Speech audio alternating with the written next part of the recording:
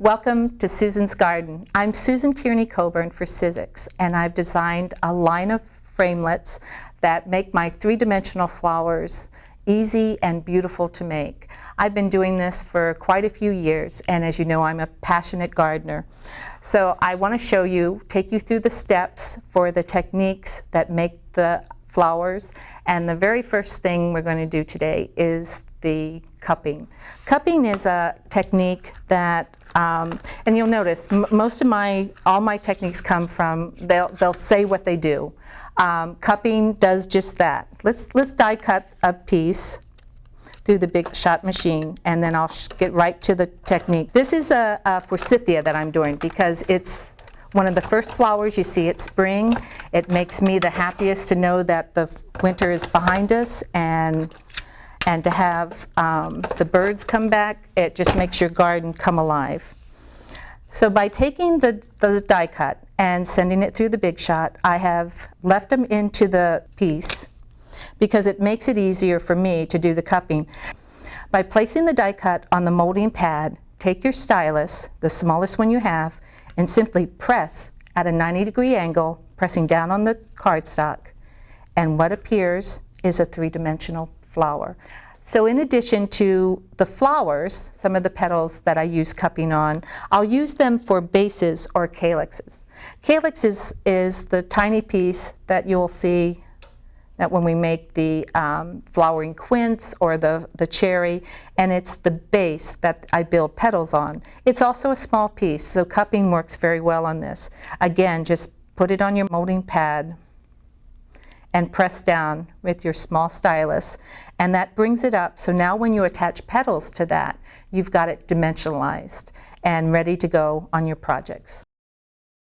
Okay, now that we've done cupping, let's go on to the other techniques that will create these beautiful flowers. On my molding pad here, I have two pieces. There's a petal from a rose, and then there's a petal from the quince. Two different sizes, but we're still going to shape them. I'm going to start with the small piece first, and that's this little petal here that is for a quince or a cherry. And using the loop tool, which is a new tool that I've designed, I'm going to use the small end, and simply by pressing down and stroking back towards the stem line, you get that nice shaping that occurs. That petal now went from being flat, like you see with the rose, now you'll see the difference with how it's got dimension and even some lining in there that has occurred because of the loop tool. So if we set that aside, the larger piece, because it is a larger surface area, what I might start with is one of the ball styluses that comes in the toolkit. This piece I would take and really, get out your aggression, push on it.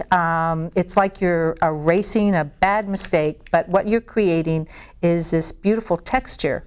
I'm even going to turn it over and give it another little rubbing back and forth to give that shaping.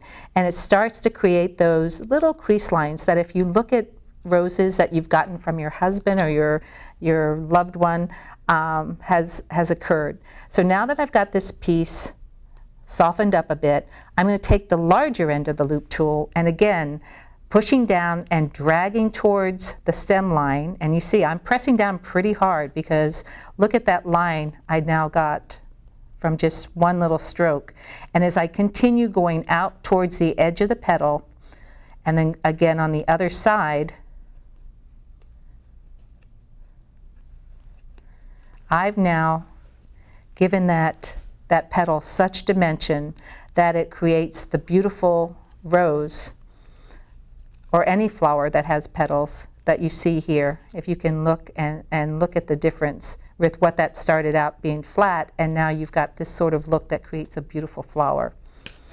Now moving right into the next technique, because nothing is just shaped, I'm going to use the tweezers to do a new technique called pinching and bending. This is done by taking your tweezers, press on them to open them, and I'm just going to catch that stem line. And what I'm going to do is now take my opposite hand, and with my index finger and my thumb, I'm pressing around the tip of the tweezers. When I release the tweezers, you can see that nice little pinch at the end. Now to get the bending, which also occurs for the outer edge of the petal, I'm going to take the pinched end and hold it in that opposite hand, and using the tweezers, just simply grab a hold of the ends and kind of, this petal I'm going to curve downward, but you can go back and add any kind of bends to it. Again, using the cardstock, it makes it very durable. And I'm now giving, I'm even pinching at the end there and giving that little crease that you see on your petals occasionally. It added such dimension and character to that rose.